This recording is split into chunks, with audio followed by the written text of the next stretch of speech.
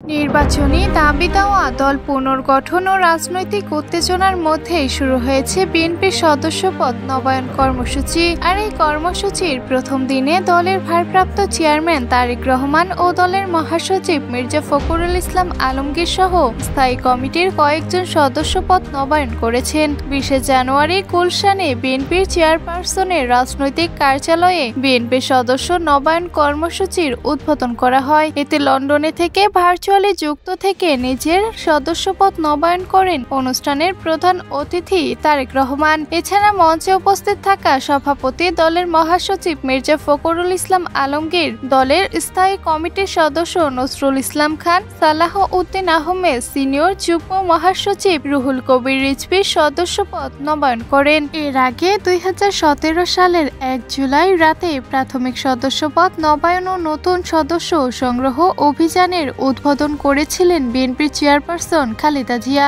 2 মাস ব্যাপী এই কর্মসূচি শেষ হয় ওই বছরের 1 সেপ্টেম্বর। ওই কর্মসূচিতে ব্যাপক সাড়া পড়েছিল। সে সময় অন্ততপক্ষে 1 কোটি সদস্য সংগ্রহের টার্গেট নিয়েছিল বিএনপি।